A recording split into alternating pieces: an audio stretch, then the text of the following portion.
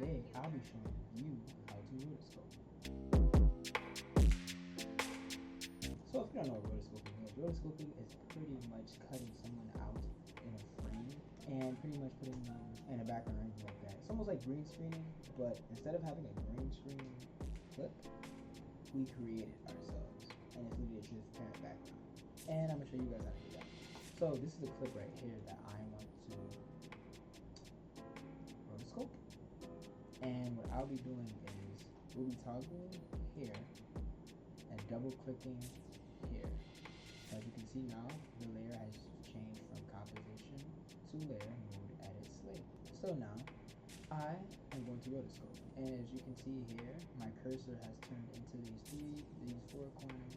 As you can see now, if I zoom in here, you see that I have a green cursor. This is our cursor that we're going to be using to rotoscope. So as you can see, if I zoom in, you see that there's a plus sign with a circle around it, and it's moving. So this pretty much indicates that whatever I select is going to rotoscope. I want to rotoscope him and remove everything behind him. So what I'm going to do is I'm going to click around him and pretty much see how well it rotoscopes. So if I come back around and boom, it gave me a good rotoscope. And let's say you want to get little tiny crevices. His hair won't probably matter because you won't notice throughout the clip. So if I just come here and if I click out, I can remove certain areas. So this is the area that I want to remove, and I want to hit his skin. So there we go. Now I do that. I'm gonna come over here. I'm gonna click on the Alt key, and I'm going to just click around here.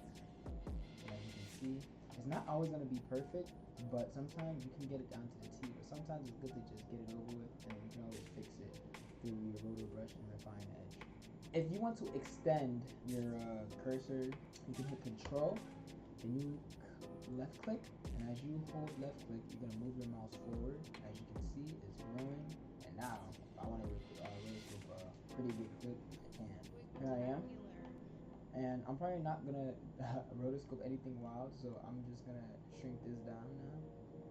It's very important that I did not mention that you bring the clip forward. So if you zoom in on your timeline, you want to make sure you're at the beginning of your cursor. So now we see that everything's rotoscoped. So now what's cool about it is you don't have to go frame by frame and do everything and rotoscope each frame. I can literally press the space bar and watch the magic happen. I'm gonna mute that. As you can see, it rotoscoped it really good. So now let's see how good of a job it did. So now as you can see, there's no background. What's cool about that is we can add any effect behind it. So what I usually do is I'll duplicate this layer. So if you duplicate, it's Control D.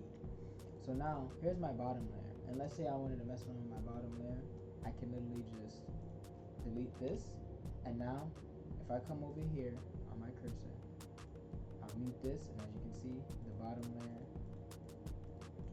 is empty and the top layer is still the roto.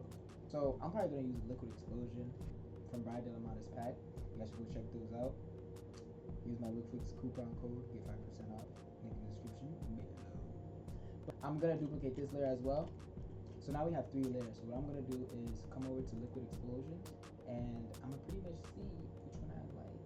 So let's try Trip City. Ooh, that was pretty cool. So, you know, just little things like that. So that's just an example of what you can do with rotoscopes. Because rotoscopes, you can do a lot. And if anything,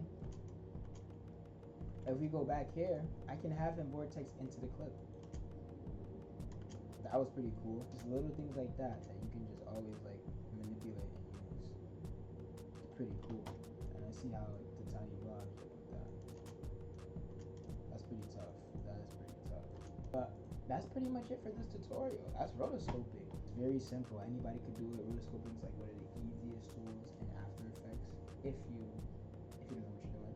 If you guys have any questions or any other tutorials you guys would like to see, leave a comment down below, and don't forget to like, share, and subscribe. Please hit that subscribe button because it's really meaningful, and I would love that. And I do this for y'all, and more music videos coming soon, more BTS shoots coming soon as well, and we're gonna see more of me a lot.